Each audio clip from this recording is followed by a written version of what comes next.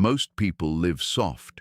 They talk about potential, then waste their days scrolling, chasing likes, numbing themselves with distractions. They run from discomfort like it's a curse, when the truth is, it's the key. They want strength, but they avoid the struggle that creates it.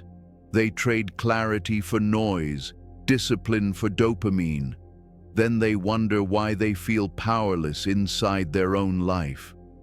Here's the harsh truth. The strongest version of you will never be born in comfort. It's built in silence, in sacrifice, in the moments when you choose to act, not because it's easy, but because your future demands it. Stoic philosophy reminds us, the obstacle is the way, not something to escape, something to face fully, directly, with your entire being. So if you're done being ruled by weakness, and you're ready to reclaim your power, stay locked in.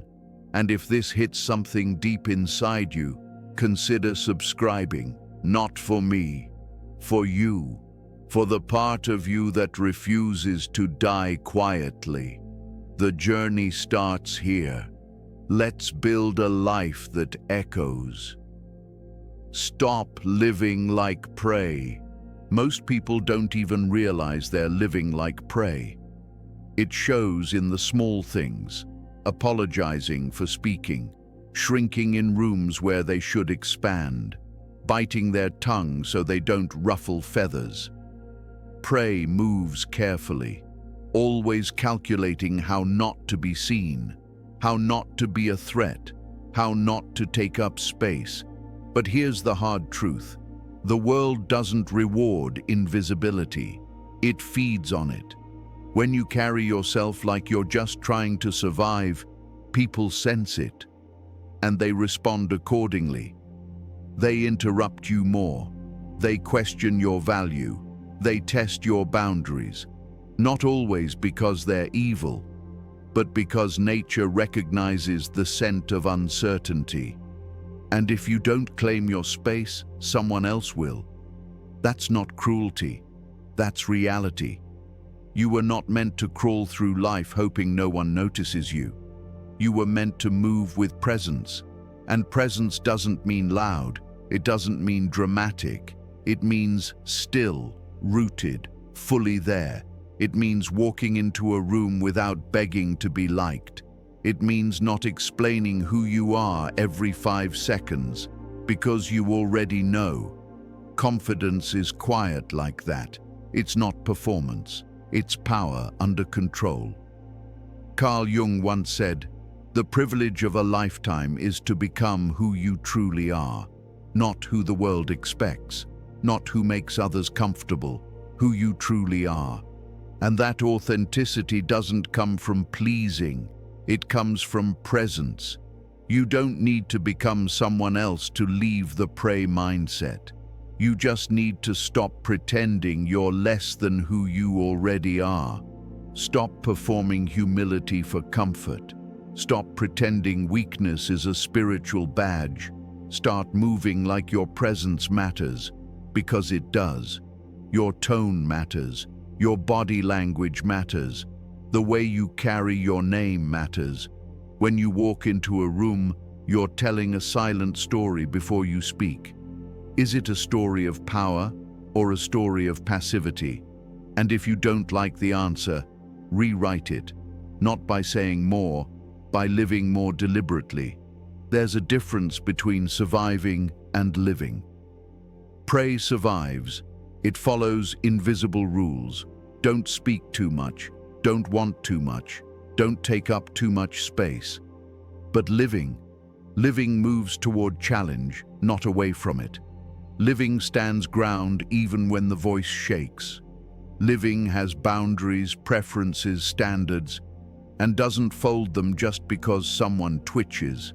Living says, "This is who I am," and doesn't look around for approval. That life isn't reserved for the loudest. It's for the most grounded. Being grounded doesn't mean dominating others. It means you stop abandoning yourself. It means you stop running from discomfort. Stop diluting your message. Stop waiting for permission to be whole. Pray waits for permission. You give yourself the green light. And yes, at first it feels uncomfortable. The stares, the awkward silence, the pushback from people who preferred the softer, more agreeable version of you. Good. That discomfort is growth. That's you stepping out of the costume and into your real skin. Seneca said, "It is not that we have a short time to live, but that we waste much of it." And a life lived like prey is one of the greatest wastes. You're not here to tiptoe, you're here to carve, and carving takes presence, steadiness, the decision to carry yourself like you've already earned your seat at the table, because the moment you do, others feel it. Even if they don't like it, they respect it. And that's the goal: respect over approval, integrity over likability, power over performance. The shift begins the second you stop moving like prey. So take a breath, lift your head, feel your spine, speak with purpose, move like you belong, because the truth is, you always have. Sharpen cold focus. Most people don't lose their lives in one big moment. They lose them slowly, quietly, between distractions. 100 taps on a screen, a dozen meaningless conversations, 1,000 thoughts that go nowhere. 1 minute you're writing your goals, the next you're deep in a comment thread arguing with someone you'll never meet. And this doesn't happen because people are lazy. It happens because their focus has been stolen. In a world designed to scatter your mind, the ability to concentrate has become a rare kind of power. Not just the power to pay attention, but the power to protect your energy, to say, this matters, and everything else doesn't. Cold focus isn't about forcing yourself to sit still. It's about knowing your mission so clearly that nothing else can compete. It's about choosing direction over stimulation, and most importantly, it's about becoming the kind of person who doesn't need noise to feel alive. That kind of focus doesn't come from scrolling, it comes from silence, from discipline, from the quiet spaces most people avoid, because silence makes people feel empty. But that emptiness is where clarity is born. That's where ideas form. That's where your real power starts to show. Every time you choose silence over scrolling, you reclaim a piece of your mind. Every time you protect your attention instead of handing it to the nearest distraction, you become harder to control. And in a world that profits from your distraction, being hard to control is strength. Think about your average day. How often are you truly present? How often are you doing what you meant to do instead of what grabbed your attention first? The truth is, most people live in reaction. They respond to notifications, not intentions. And that reactionary life steals their edge. Cold focus turns you into the kind of person who finishes what they start, who remembers what matters, who follows through when others flake out. It's not emotional. It's not fueled by hype. It's fueled by clarity. And clarity comes from asking hard questions. What am I really building? Who am I becoming by doing this every day? What would my life look like if I removed the noise? These questions aren't always comfortable, but they are necessary, because every day you don't answer them, the world answers for you, with distractions, with demands, with endless noise that feels urgent but means nothing. Cold focus is also about building your environment to support your mind, not sabotage it. You don't keep apps that drain you. You don't keep people around who pull you off course. You don't keep habits that reward short-term pleasure, but destroy long-term peace. Focus isn't just saying yes to your mission, it's saying no to everything that weakens it. And when your daily choices match your deeper values, something changes. You stop feeling torn. You stop waking up tired for no reason. You stop wondering why nothing moves. You start moving like someone who knows where they're going. Carl Jung said, "Who looks outside, dreams. Who looks inside, awakes." That's what cold focus does. It wakes you up from the dream of distraction and pulls you back into your real life. The life waiting to be built, the work waiting to be done, the version of you waiting to be lived. But you can't reach that version if your mind is pulled in 10 directions every hour. You reach it by choosing one thing and giving it everything. You reach it by letting go of what doesn't grow you. You reach it by becoming still enough to see clearly. Marcus Aurelius reminded himself, "You have power over your mind, not outside events. Realize this, and you will find strength." That strength starts with focus. Cold, clear, unapologetic focus. Not the kind you use when everything is perfect, but the kind that shows up even when it's hard, even when you're tired, even when the world is screaming for your attention. You stay locked in, you stay committed, because you know what's at stake.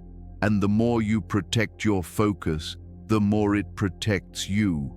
From regret, from confusion, from the kind of life that drifts by while you're busy doing everything except what matters. So ask yourself right now, what if you guarded your mind like treasure? What if your focus became so cold, so clear, so untouchable, that nothing could pull you away from becoming who you're meant to be? That's how you move different. That's how you become impossible to move. Rule over emotion. Emotions are powerful. They rise without warning, sometimes like a wave, other times like a fire. And the moment they appear, they demand a response. You get a message that stings. Before your mind can catch up, your fingers are already typing. You feel rejected, so you chase validation. You feel anxious, so you delay. You feel disrespected, so you react. And in those moments, you give away your power. Every time a fleeting emotion drives your behavior, you hand over the wheel. Slowly, quietly. Your life becomes a series of reactions instead of choices. But it doesn't have to be that way. Ruling over emotion doesn't mean suppressing it. It doesn't mean pretending you don't feel anything. It means you acknowledge emotion without being owned by it. Strength isn't in denial. Strength is in choice.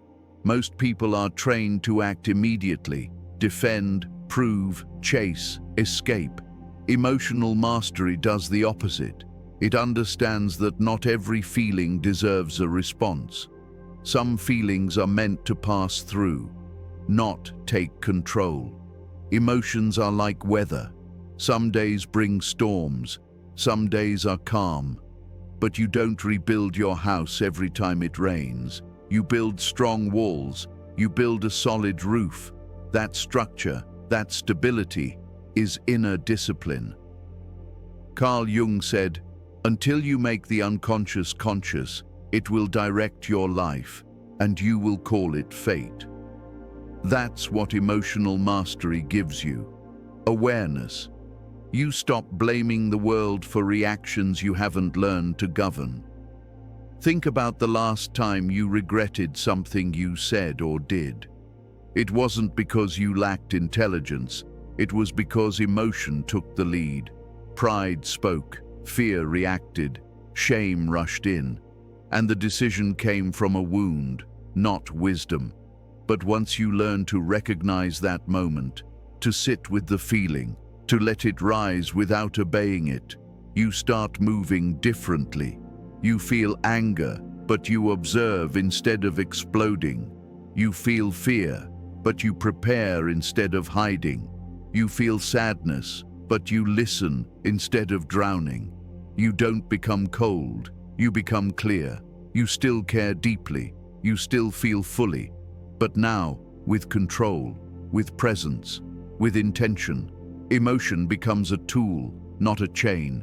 It no longer drives, it rides in the back seat. You use emotion to build, to understand, to connect, but you never let it run your life. This is what Stoicism teaches. Emotions are part of being human, but they do not define your character. Epictetus said, "It's not what happens to you, but how you react to it that matters." And reaction, that's where power lives. Not in avoiding pain, not in pretending strength, but in meeting discomfort with calm. The calmest person in the room isn't passive, he's powerful. Because when you can stay steady while others spiral, think clearly under pressure, feel deeply without losing direction, you become someone others lean on, not because you dominate, but because you're anchored. That presence protects you, and it elevates you. People notice your steadiness. They trust your decisions.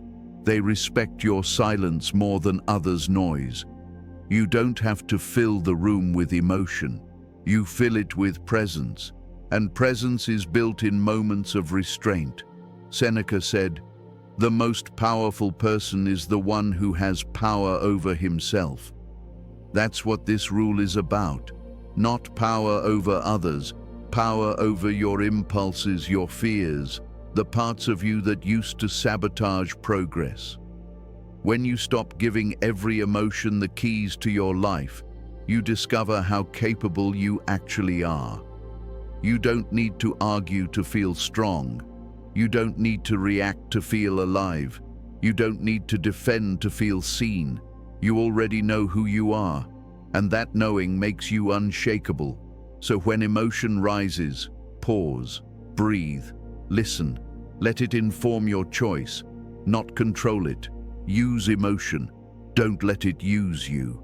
That's how you lead through storms.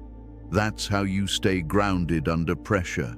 That's how you rule over emotion, instead of letting emotion rule you.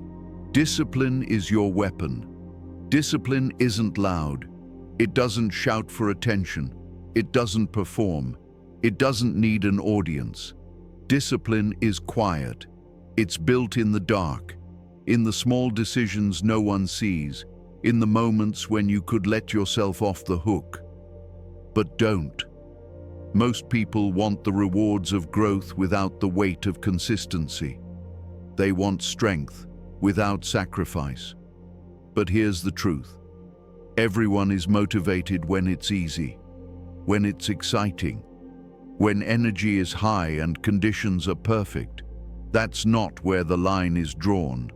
The line between average and exceptional is drawn when it's cold, when you're tired, when no one is watching, and the only thing pushing you forward is your word.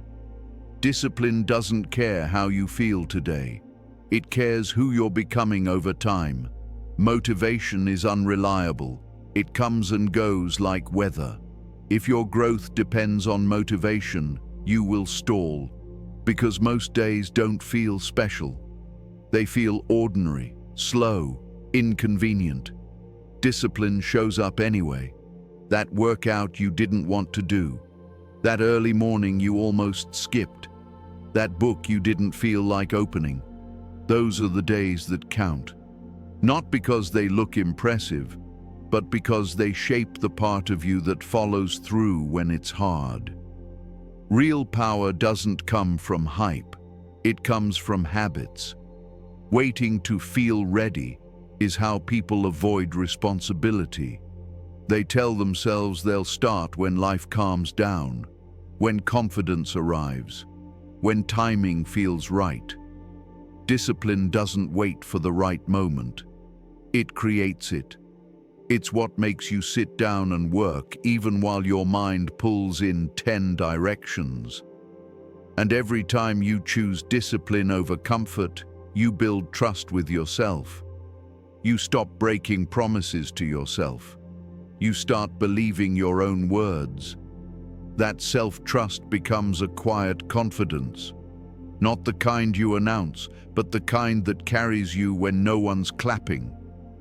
Epictetus said, "No man is free who is not master of himself." Discipline is that mastery. It's steering your life instead of being dragged by impulses, by laziness, by distractions that promise relief and deliver regret. It's brushing your teeth at night when you're exhausted, showing up when no one is keeping score, choosing a walk over another hour of scrolling. It's not one heroic act, it's 1,000 invisible victories. And over time, those victories compound, not into ego, into strength. When you commit to discipline, you commit to discomfort, because growth lives there, in repetition, in boredom, in the space between who you are and who you're becoming. You'll give things up, comfort, time, validation, but what you gain is an unshakable version of yourself, a version that doesn't fold under pressure, a version that doesn't drift with moods, a version that can be counted on. People will tell you to rest more, to be easier on yourself, and rest matters, but don't confuse rest with retreat. Don't let comfort become your cage. Discipline means knowing when to pause and when to push. It means respecting your energy without worshipping your excuses. Life will test you. If your foundation is motivation, you'll crack. If it's discipline, you rise. Marcus Aurelius wrote, "Waste no more time arguing what a good man should be. Be one." That's discipline. Action over theory, movement over talk. It's the quiet engine behind every strong person you admire. Because we don't respect people for talent alone. We respect them for consistency, for living their values when it's inconvenient. That's what you're building. Reliability, strength, freedom. So when it's hard to wake up, when you don't feel like doing the work, when your mind whispers, "Skip today," remember this. Discipline is your weapon. It cuts through noise, through doubt, through delay. Every time you choose it, you win. Not loudly, but deeply. Not all at once, but permanently. Be the one who follows through, especially when no one's watching. That's where transformation begins, and that's what makes you unstoppable. Detach from what drains you. Most people don't realize how much weight they're carrying until they finally let go. They move through life drained, irritable, tired for no clear reason, and they blame stress, timing, bad luck. But the truth is simpler and harder to face. They're not exhausted because they're doing too much. They're exhausted because they're holding on to what no longer serves them.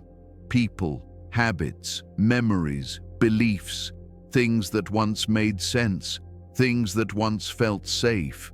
But at some point they stopped giving and started taking, and still people keep them around, because familiarity feels safer than honesty. But staying loyal to what drains you is not strength. It's fear disguised as comfort. Detachment doesn't mean you stop caring. It doesn't mean you become cold. It means you stop letting things own you. It means you stop measuring your worth by how much others approve of you.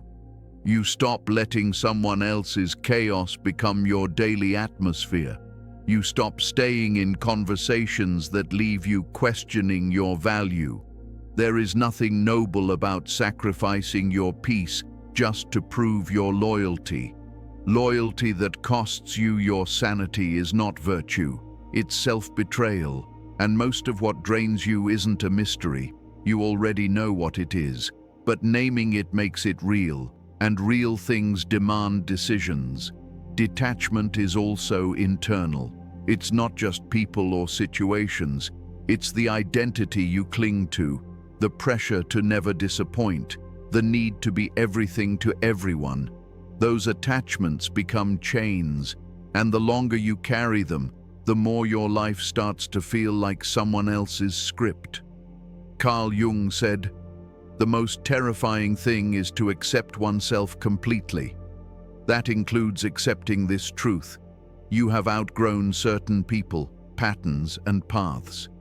Detachment isn't abandonment, it's clarity. It's recognizing what no longer aligns with your direction. It's refusing to let guilt tie you to something that dims your light.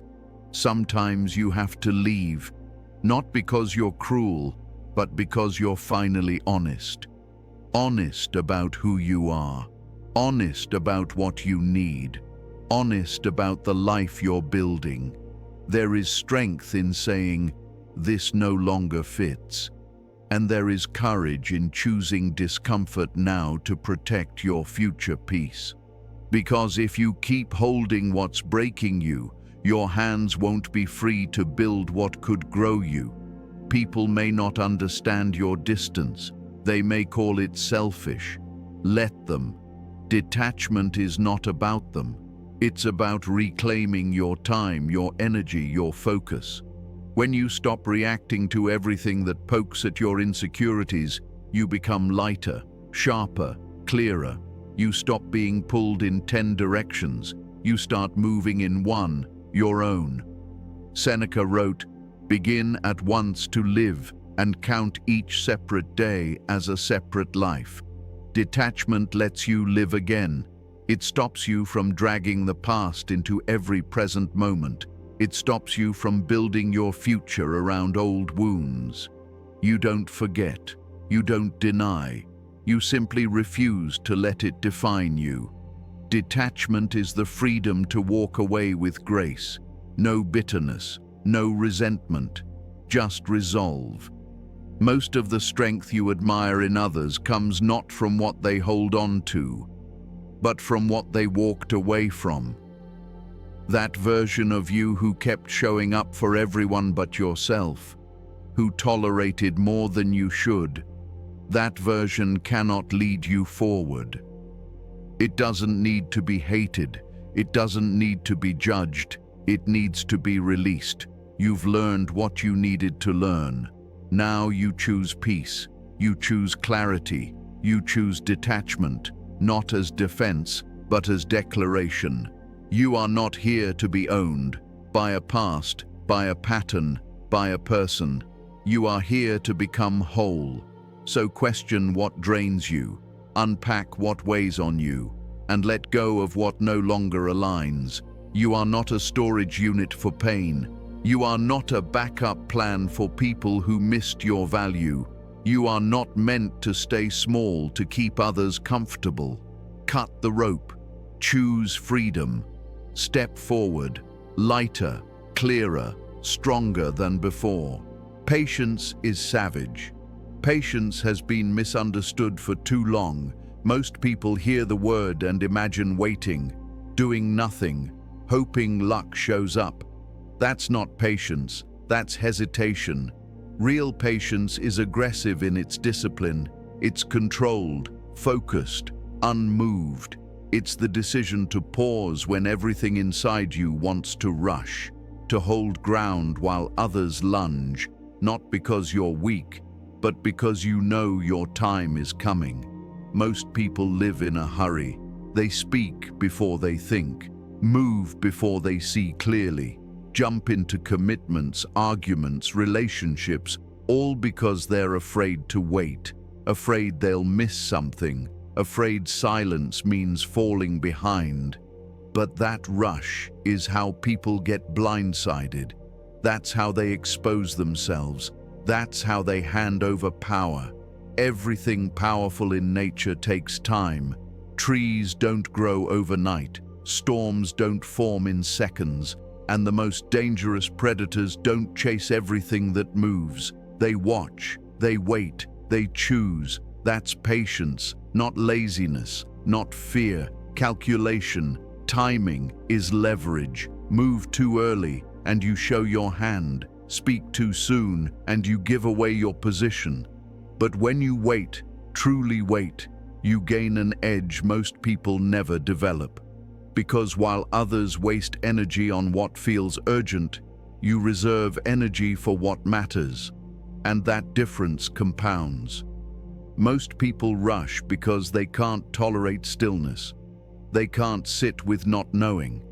They can't sit with their own thoughts. So they talk too much, share too much, trust too fast. But silence is not your enemy. Silence is your advantage. The person who doesn't flinch when nothing is happening, the one who stays composed while others unravel, always wins the long game. When you rush, you invite mistakes. You miss red flags. You break your own boundaries. When you practice patience, you create space. Space to see people clearly. Space for truth to surface. Space to observe without reacting. And in that space, wisdom forms. Patience sharpens perception. It reveals what others try to hide. It makes you the calm center in the storm. And that stillness, that's what commands attention. Not because you're loud, but because you're steady. Patience doesn't mean lowering ambition. It means raising standards. Anyone can chase quick wins. Not everyone can outlast the noise.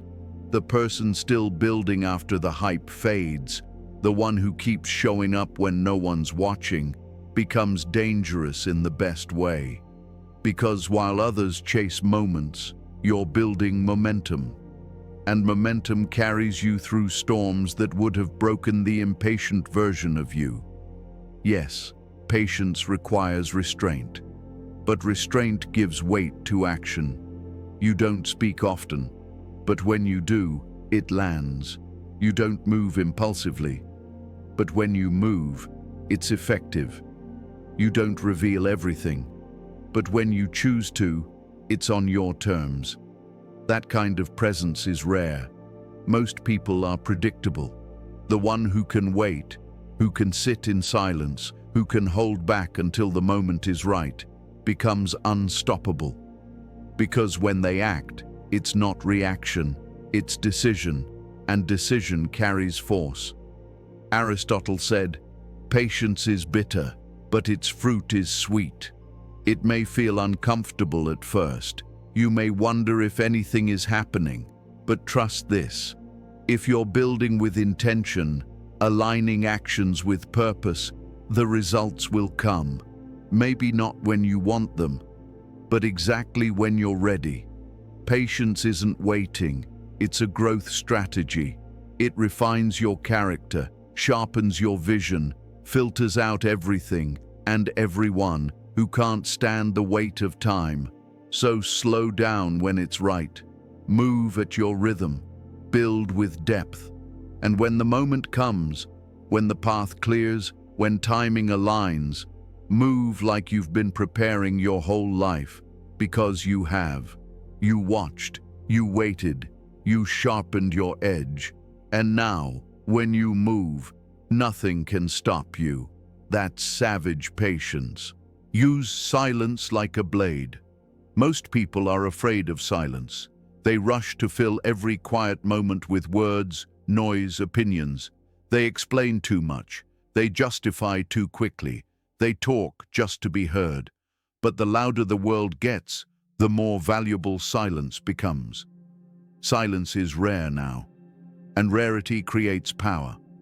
When everyone is shouting to be seen, the one who stays still, who speaks only when necessary, stands apart. Not because they're quiet, because they're intentional.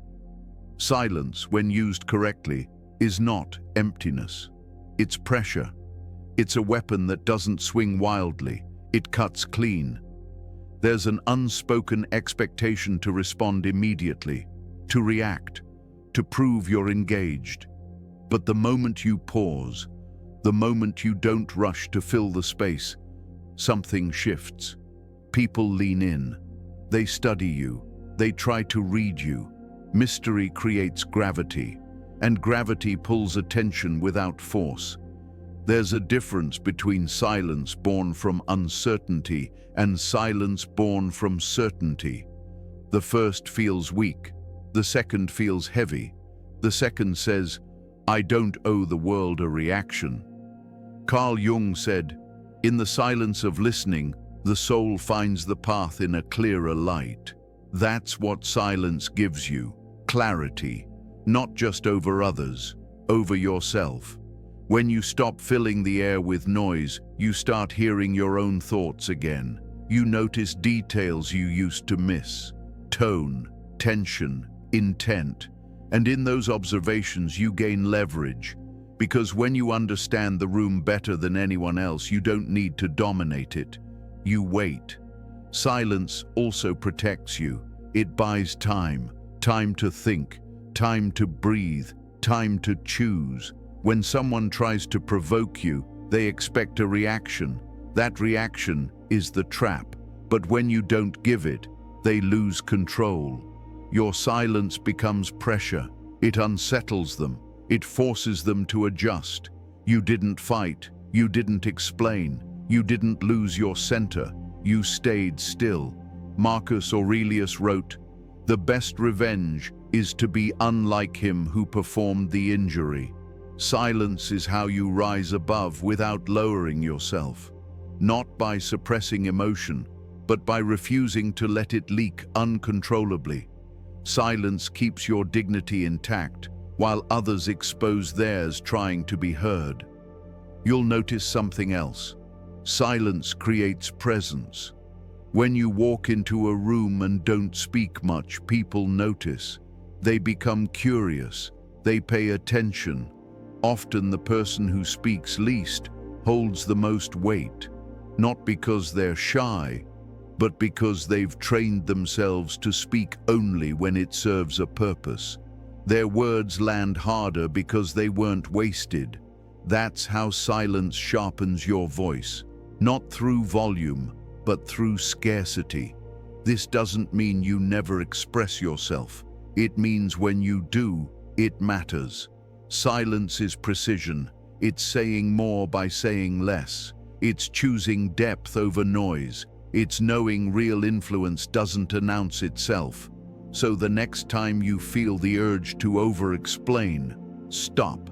The next time someone baits you into an argument, pause. The next time you feel pressure to speak just to be accepted, pull back. Observe instead of react. Choose stillness over noise. Let people wonder. Let them project. Because in that silence, you remain in control. And in that control, you build something most people never will. Respect without demand. Presence without performance. Power without noise. Command respect without asking. Respect is not something you ask for. It's not something you negotiate. And it's not something you earn with words. Respect is built, moment by moment, through how you move, how you respond, and how firmly you hold your ground when no one is watching. People don't respect you because you want them to. They respect you when they see that you won't bend yourself for comfort, approval, or attention. That's the core of it. The moment you chase respect, you give away the very power that creates it. The moment you try to prove your worth, you weaken your position. But when you stand solid in who you are, when you no longer need to be liked to feel whole, people feel it. They may not understand it, they may not admit it, but they adjust. Real respect is built through action, through consistency, through quiet strength. It's built when your words match your behavior, when you don't tolerate being spoken to a certain way, even if it means walking away. When you stay calm under pressure instead of exploding. When you follow through, not just for others, but for yourself. because how you treat yourself sets the standard for how others treat you. Carl Jung said, "The world will ask you who you are, and if you don't know, the world will tell you." That's the danger of not owning your space. If you don't set the tone for how you're treated, someone else will. And it won't always be respectful. Commanding respect doesn't mean being loud. It doesn't mean flexing. It doesn't mean intimidation. It means clarity. It means living in a way that says, "I know who I am, and I'm not available for nonsense." And here's where most people fail. They set boundaries but don't enforce them. They say they won't tolerate something, then tolerate it anyway. And that gap between words and action, that's where respect disappears. People don't listen to what you say. They watch what you allow. If your boundaries are suggestions, they'll be treated like suggestions. Respect comes from consequences. Calm ones, clean ones, not emotional outbursts, not speeches, just action, walking away, withholding access, choosing peace over explanation. That's authority. You don't need to threaten, you don't need to convince, you just live in alignment. And when people see that you don't fold, that you don't chase, that you don't perform for validation, they start moving differently around you. Not because you demanded it, because you embodied it. The goal isn't to be feared. It's to be respected for your clarity, your discipline, and your refusal to bend for approval. So stop explaining who you are. Start showing it. Stop chasing people who don't value you. Start living in a way that makes them reconsider. Speak less. Hold your line. Stay true to your word. Don't react to everything. Don't try to be everything to everyone. Just be solid. Be the person others can't shake, the one they watch carefully, because you move different. That's how you become unforgettable, not through noise, through silent strength.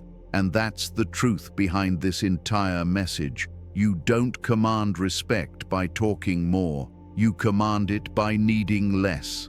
Less validation, less explanation, less approval. When you stop asking for respect and start living in alignment, it follows naturally. So if this resonated with you, if you felt this sharpen something inside you, stay here. This channel is for people who are done being passive, done being reactive, done living below their potential. Subscribe, not for motivation, but for discipline, for clarity, for mastery. Because the more you speak less and move with intention, the more the world is forced to listen.